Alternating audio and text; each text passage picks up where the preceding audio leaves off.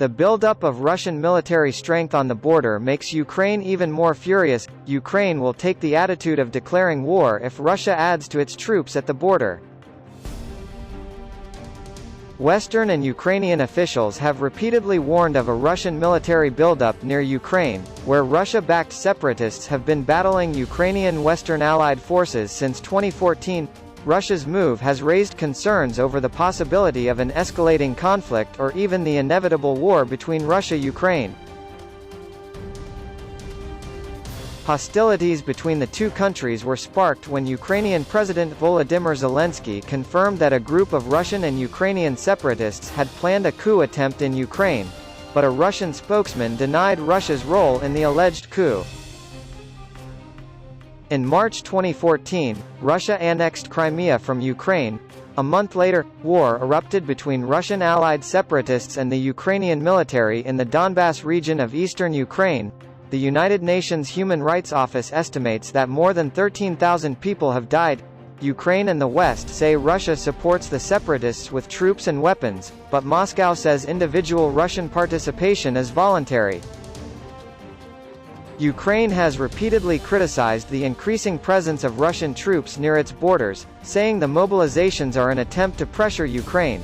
But Russia says its troops only take part in military exercises, but strongly opposes a possible move by Ukraine to join NATO or forge closer strategic ties with the West.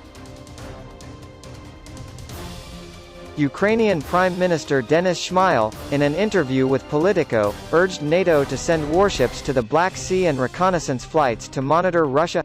Polish President Andrzej Duda also called for an increased Allied military response to Russia's military buildup.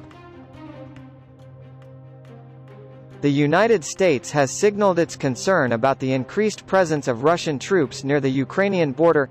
Russia has called out the West for failing to push for compliance with the peace treaty from Ukraine, as well as providing support to Ukraine and holding joint exercises.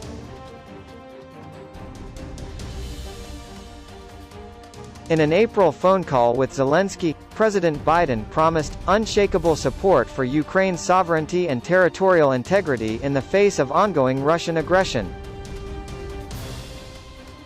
Since 2014, the United States has supported Ukraine financially and militarily, providing more than $4.5 billion in aid, including 2 shipments of Javelin anti-tank missiles from the Trump administration to Ukraine.